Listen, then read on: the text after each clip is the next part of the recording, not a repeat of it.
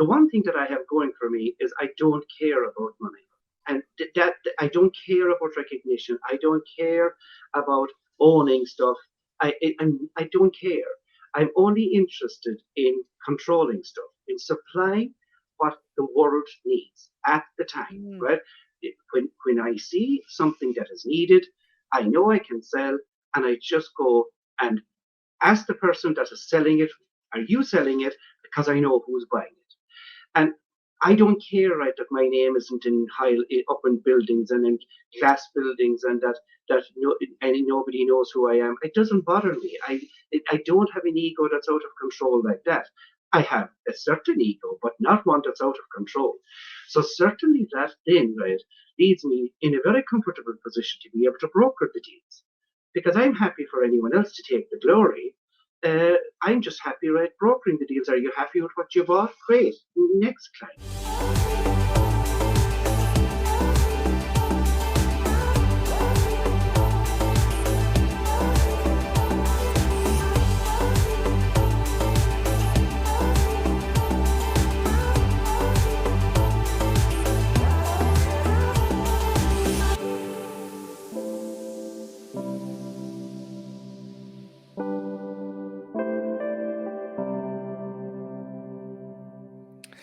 Hey, what's up, everybody? Welcome to a brand new episode of the None of Your Business podcast. Sean and Lacey with you, just as we are each and every week.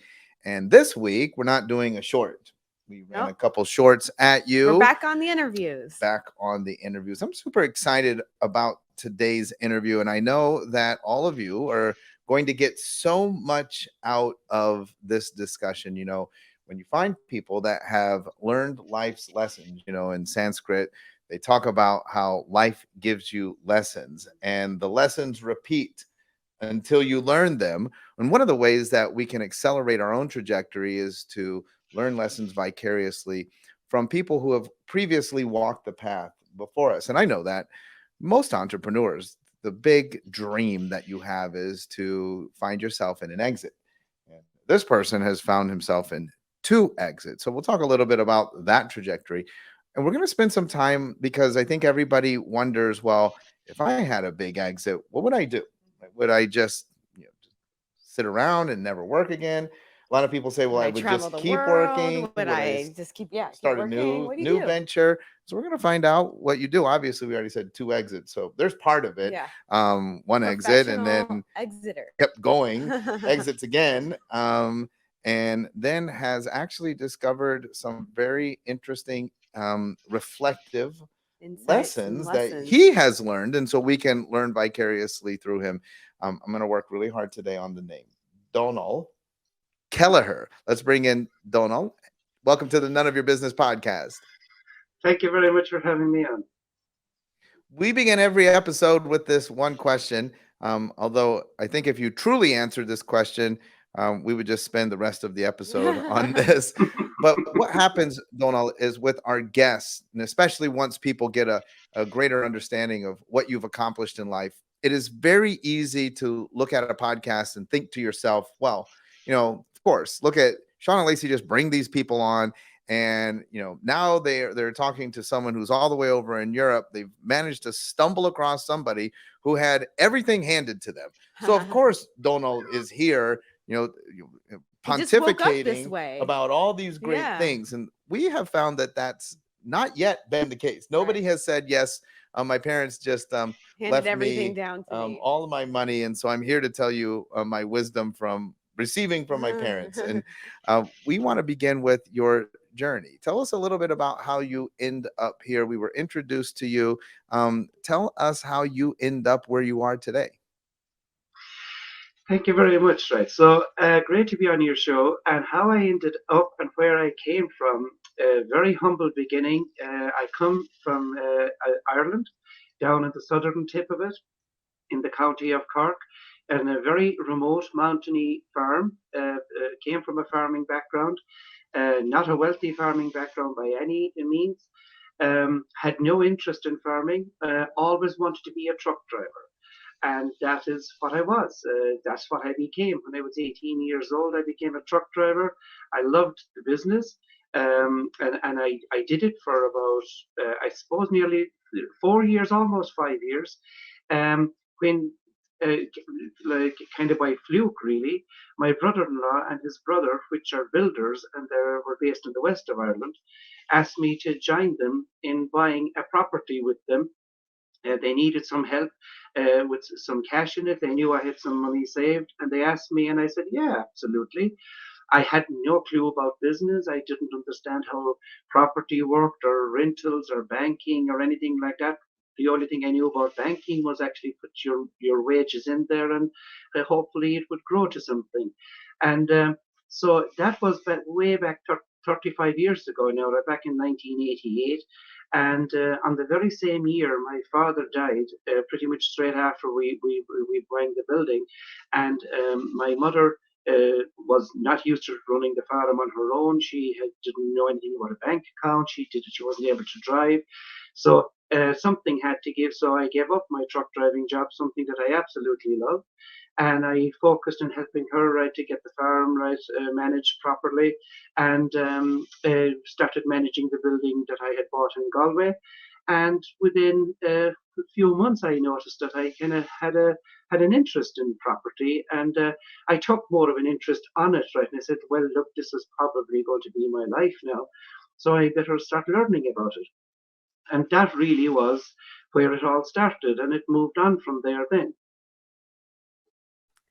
I love that. And was your interest in properties, was it all commercial real estate or did you invest in other things? At the beginning, it was predominantly residential. The building we purchased was about 80% residential and 20% commercial.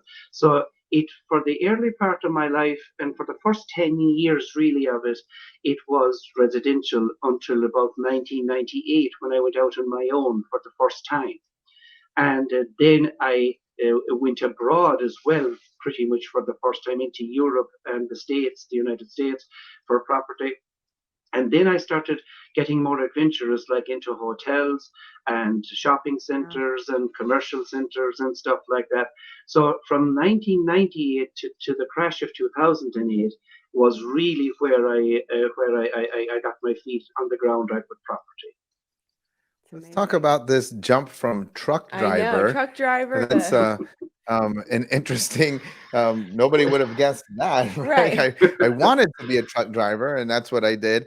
And you loved it and you still made I the did. transition.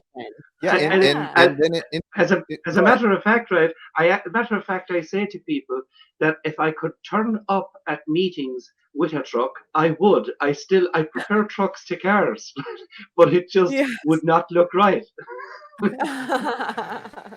But then you get into real estate. Talk about that jump. That's quite a wild leap. What went through your mind? Were there any reservations? Were you anxious, scared, nervous, or was that just you were like, yeah, let's give it a go and see what happens? Well, I have no brothers, so I had three sisters. So my brother-in-law and his brother were basically like the brothers I never had. And when they asked me to help them, I actually genuinely didn't even think of a partnership. I just thought they needed a hand. I thought they just needed the money, right? And I had no responsibilities really in life at the time. It was just myself, and they were married with young kids, and I could understand for them that they wanted to buy this place. It was offered to them, right? And they knew I had some money saved, and that they politely asked me, right? And I said yes because I knew them since I was 10 years of age, and it wasn't even a question in it. Like that was the business plan. I was helping them out, right? It's a crazy business plan, I know, but that genuinely is the way it started. And if my father hadn't died in the same year, I probably would have continued on truck driving. But when he died in that year, there was no choice then. Like when my mother was under pressure with the land and she wasn't able to drive, and she didn't really ever have it. She never used a bank account. He did everything, and that was very typical of Ireland in times. You know that the man would have done everything, and when the woman wouldn't, right? And it was pretty typical of people of her time.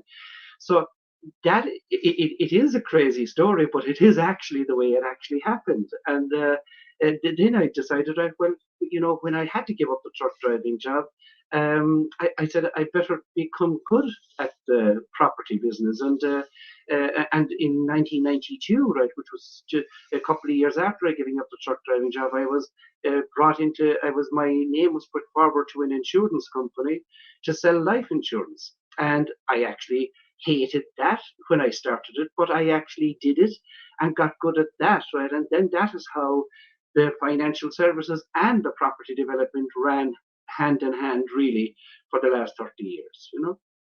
Yeah, and so this is amazing because you've made some pretty big leaps in your life, leaps of faith into other businesses. So you have this real estate business, and then you Empire. empire. It really was an Empire. empire, and you end up exiting that. Tell us a little bit about that exit and what you were doing next, and then that exit. Yes, well, so everybody knows about the 2008 crash, but Yes. let's go back. Let's go back first to 1998 when I went out on my own first. So I had spent 10 years working with my brother-in-law and his brother in property. And the one reason that I went out on my own, the main reason I went out on my own in 1998 was that I had learned enough from my involvement in the insurance business, which also brought me into some banking business. I had learned enough to know that I didn't want to be in debt ever again. So in 1998, I looked at what I had and I said if I sold two-thirds of what I had, I would be debt free with the other third, which at the time was just over 1 million pound. I think it was at the time. We didn't have the euro. I think at the time it was around 1 million or 1.1.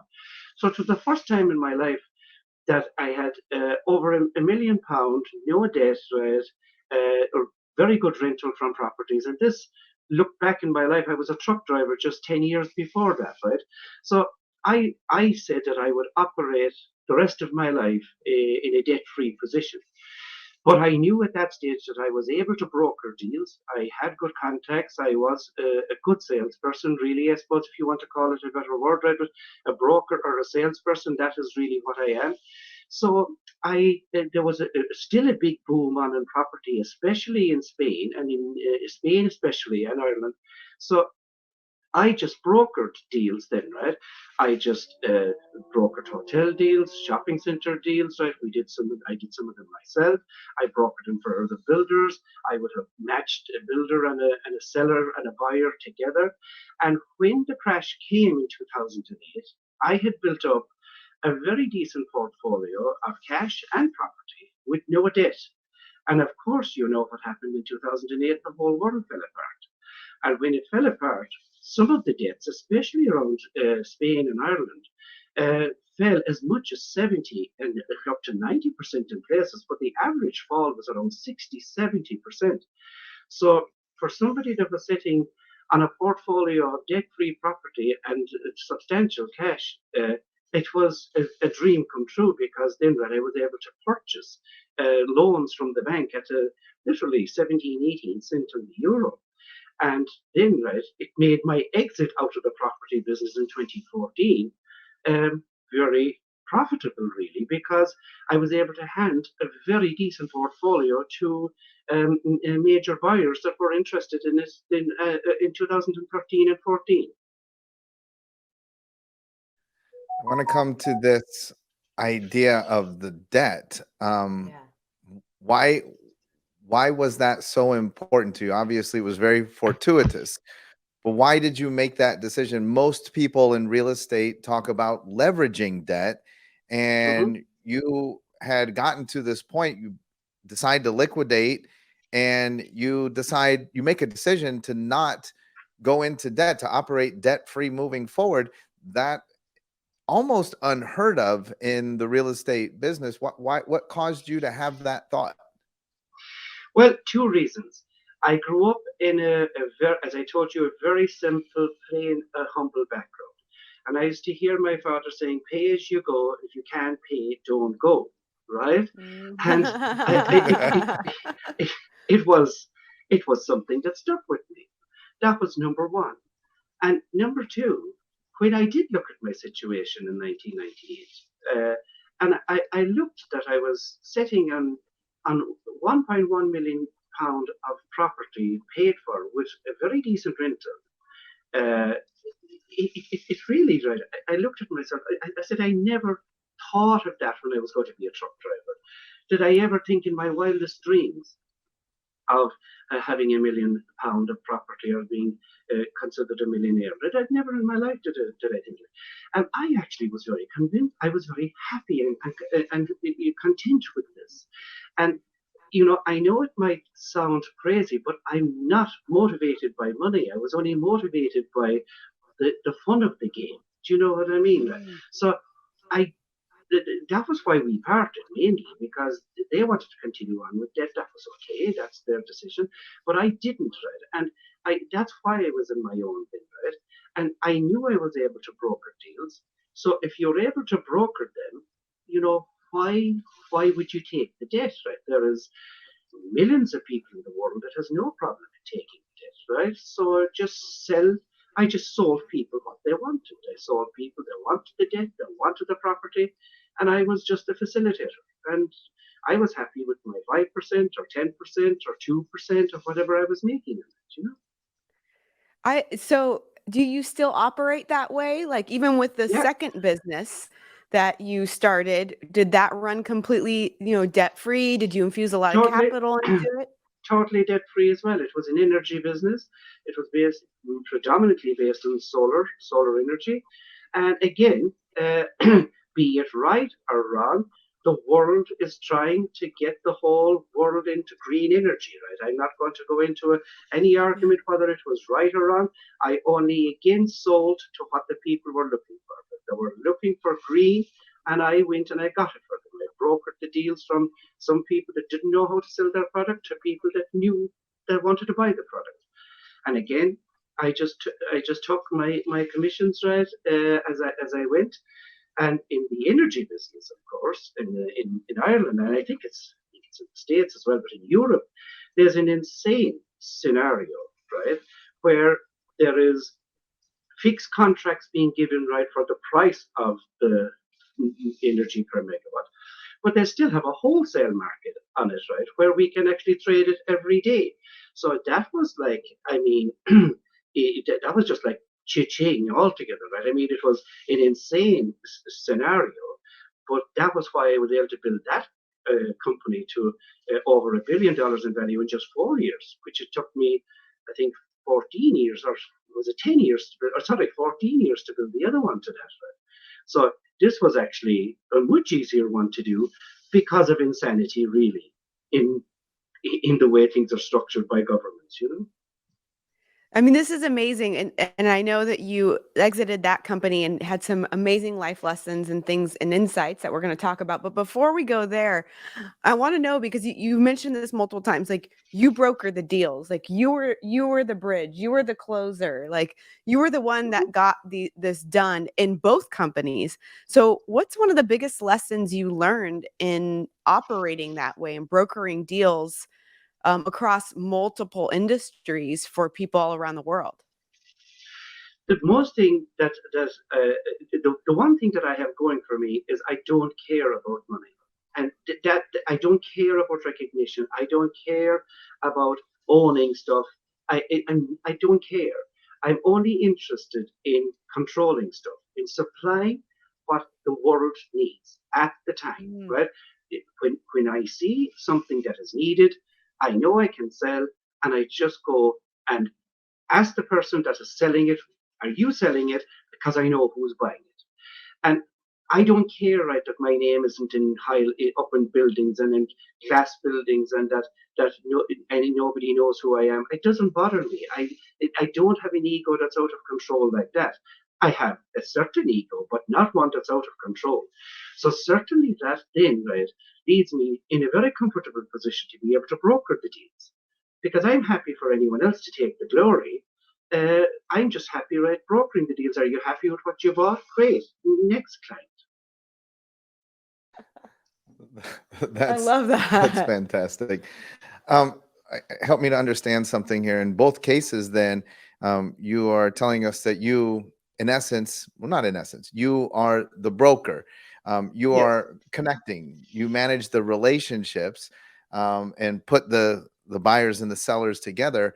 How is that something that can be acquired? So when you have an exit, who are you exiting to, and what are they getting? Are you just handing them relationships? How does that work? Well, if we look at the property one, right, there was a lot of hotels in what I bought when I bought back some of the debt from the banks, right? There was a lot of hotels in it. And some of them didn't have the operators properly in place. And some of the operators that were in place weren't properly paying their rent because it was a little bit like the Wild West, really. There was nobody watching because the banking structure was in chaos, right?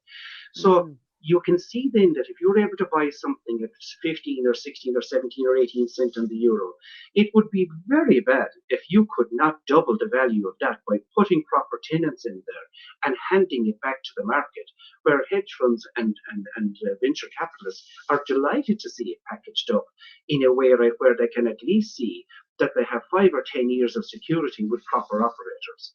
That would be one way of putting value into it. Another way of putting value into it is some of these things were not finished. So you actually go in and finish the building. And again, be very, very bad if you couldn't double it when you're getting it at such a knockdown price. This type of stuff would not work if there wasn't a crisis. This would not work if everything was going hunky dory. But when there is a crisis, as they always say, never let a good crisis go to waste. When there is a crisis, you go back in, you restructure the whole thing, and there's always plenty meat in the bone. When there's a crisis, it's only when there's a crisis. And when it came to the energy business, well, they created the crisis. They created the crisis by having a wholesale market. Who in the name of God would allow a wholesale market and price it off of gas? How could having the way this wholesale market is ridiculous, right? Okay, they work it at the next day's price, right, is based on the highest price of the day before. So we always know that the highest price, right, was going to be something like oil or gas, and the principles behind it was that they would get those companies to change their mind and go into something that was less polluting, like solar and wind. But do you honestly think that a person with an oil refinery can change his trajectory in 24 hours? And they allow brokers like us then, right, to be able to broker the market, right? And of course, right, what helped this, right, of course, was this terrible war in Ukraine. Drove the price of gas right through the roof, right? So the exit, right, it brought up the price of everything. So I don't think you need to be an Einstein or very intelligent to know that it costs more to produce gas and oil than it does to produce solar. So the profit margins are amazing. So now it is not so good again. It's not so good again now because the price of gas and oil and stuff is dropping. So again, right, it is just about watching what's happening, see where the panic is, or see where the crisis is either created or either happened by fluke or is created. All of these crises are created. The banking crisis was created with insane lending. The energy crisis was created with an insane system of the wholesale market, and the government's giving guarantees over here on the other side. I mean, you just couldn't write this. If you wrote this down, and if I, as an ordinary person, wrote this down as a business plan, I would be arrested. But the governments do it. The governments do it, right, and they think it's okay. You know? Right. Okay, so then fast forward, we were talking about this before we started recording, and I love this. Like you said, you're a watcher. So you exit this energy, this solar company, and then you don't just stop there. You decide to travel the world and pay attention and watch to figure out a couple of things. So tell us a little bit more about that. Well, actually, the time I did the traveling was the time I exited the property company in 2014. So I took a year and a half off there and I exited the energy company last year, which was 2022. So to take you back right to 2014, when I exited that, I wanted to see, right, what I was going to do with the rest of my life, right? Because if you have dealt with the banking business and the financial services business and the level of corruption and scumbags that was inside in it, in dim times, you needed to go somewhere to get your soul back, right? Okay, so I said I take a time out, right, from these scumbags, right, and say, right, I want to see what am I going to do with the rest of my life, right? Right. So I traveled the world for about a year and a half, and I saw there was two things majorly missing on all continents and all cities. It didn't matter. There was a massive lack of education on health and a massive lack of education on wealth. So when I came back in the summer of August, or it was August, September, August in 2015, I said I said I would dedicate the rest of my life to educating people on health and wealth. So I knew I could help people on the wealth side, but I knew nobody in the health side. So I had to find professionals in the health side, both nutritionals and pharmaceuticals. And I have that built today, right, to a philanthropy organization called Global Wellness Transformation. Yeah, you can go on it, it's globalwellnesstransformation.com. I'm very proud of the work they have done, right?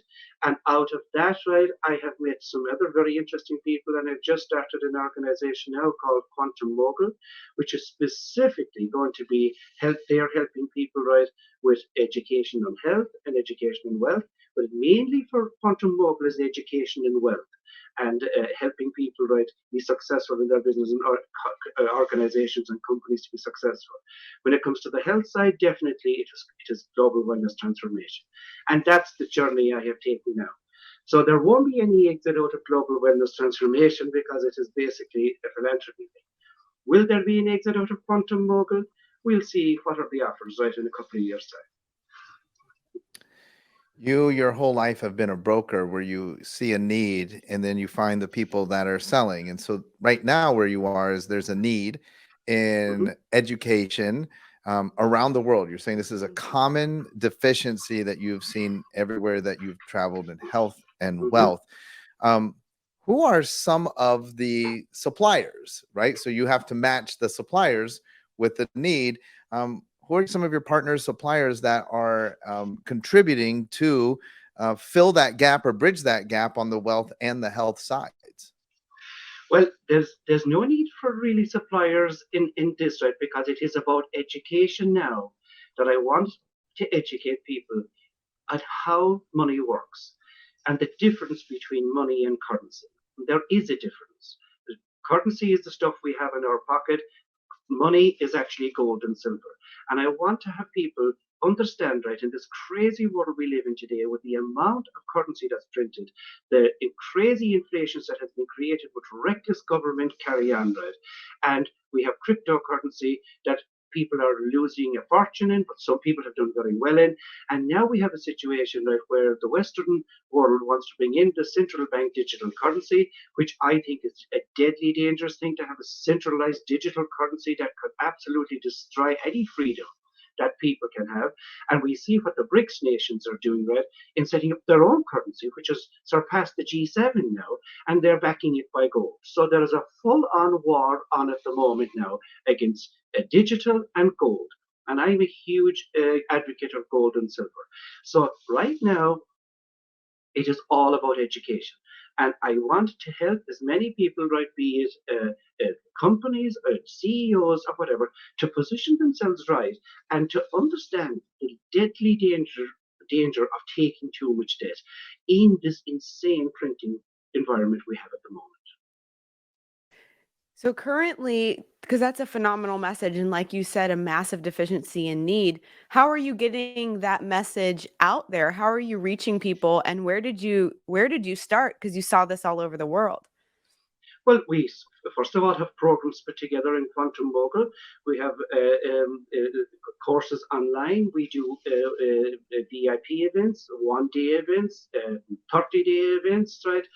6 month or 3 month events. We fly to people in their place, or they come to Ireland to us or to London, and we basically tailor wherever you are, right? If you're only able to afford a couple of thousand, you can do our online stuff. If you're able to afford more, right, like CEOs and many CEOs, right, are looking for help now into see where they're going to put the trajectory of their companies going forward, and they're willing to listen, right, to somebody that has put the work in, that at least knows how the system works, right, and is not afraid of calling governments and banks what they actually are. The scum of the earth, right, for what they have done to the human race is nothing short of a disgrace. I feel extremely strong about this, and I am not one bit afraid to call them out if they dare. To take me on, right, in what they have done. They are responsible for destroying many lives, generations of people, or children or grandchildren or great grandchildren. We've stolen all the wealth from them with this insane printing of money. And they did it in 2008. They just papered over it, and they have the audacity of coming out and telling everybody it's okay. Just in conclusion, I have one more thing I want to clarify. When you talk about money, we're talking about gold, silver. You're big on gold and silver. Mhm. Are you advocating or are you educating the acquisition of actual gold and silver? Or are we talking about on paper or stockpiling gold Definitely not on bullion? paper. And let me be clear, right? This is not advice, right? Okay, right? I'm only just educating people. So all Hmm. I'm saying is definitely accumulate gold and silver. Definitely. People say, right, and I hear Warren Buffett talking about it, right? It is a boring product. Fair enough, right? It might be boring, but it has done 800% since 2000. It was $250 an ounce in 2000. It's $2,000 an ounce today and rising, right? Because they're manipulating. Silver was $4 an ounce, it's $25 an ounce today. So four, 600 and 800%, right? I have no problem with right over a 20-year period. So certainly I'm advocating it. Right? I'm only just I'm not advising anyone what to do, but I'm only saying that for certain, right, it is a way of protecting wealth. Because we know that they are printing currency into oblivion, and when they're doing that, right, if you're saving your wealth in currency, it's devaluing every day. Wow. Yeah, that's very powerful stuff. And we should definitely talk so that we can continue to maybe leverage our platform and anybody that we influence on this. I think that is Mhm. extremely valuable what you have discovered on your journey, and also very admirable your desire to share this, because somebody could come to these realizations, and you've obviously found more than your share of success. So you could say, "Hey, I'm good. No reason to take on the governments or even go on Yeah. podcasts or go around the world speaking about this." And so Lacey and I also want to share our respects for you for doing that. I think that's absolutely amazing, and anything that we could do to help you to propagate this message out to even more people to join you in your mission to help to correct this worldwide, I think is an amazing cause. I mean, being a truck driver, then getting into real estate, then having an exit, then getting into solar and having an exit, And that's super admirable. perpetuating That's this cool. mission. But Yeah. I think what's super cool is everything that you're doing beyond that. And also too, what I love about your story is that you actually really do have a passion for educating people because you're concerned about them. You have a genuine concern for the well-being of humanity, and a disdain for some of the dirty games that have gone on with the global wealth, with Right. the Absolutely. individual's wealth, but that's going on worldwide. um Donal, you said it all today. Anything else we missed that you wish to share with the audience before we go? No, it's just that if anyone wants to see the work we're doing, right, as I said, we have globalwellnesstransformation.com and quantumempire.com, which can see exactly what we're doing, right, with the courses and philanthropic stuff and health and wealth and all that. And one final thing I would say about gold, if you are going to buy it, if that is the road you're going by for gold and silver, please buy the real thing. Buy the bullion. Don't buy it on paper because right, that's the same as having currency. So if you're going to do it, take delivery of it, store it somewhere in a vault near you or something like that. That's my suggestion. Like I say again, it's not my advice. I don't want to get anyone into trouble for it. So I know how dangerous it is to be talking about advice. It is just what I am doing, and it has stood me well. And that's a very Wonderful. important distinction, Yes. right? But that's why I think that that's important to draw that distinction, because it's one thing if you don't actually possess it, Right. you just own it on paper. Thank you so much, Donal. That was a fantastic interview. Very enriching. And I told everybody, I told you said it was that. going to be You good. knew it. It was absolutely fantastic. Look forward to continuing our relationship, collaborating, and seeing how we can make an impact, a greater impact together. All right, folks, that's it for this week's episode of the None of Your Business podcast. I always every week say next week we're going to try and top it, but now I don't know. Maybe next week we won't even try and top this episode. Maybe we'll just have to do a we'll short. reset the bar Yeah. back down, because Donal, he set that bar up pretty high. So Yeah. thank you guys so much for tuning in. We'll be back again next week. We'll give it a shot. Thank you so much, Donal.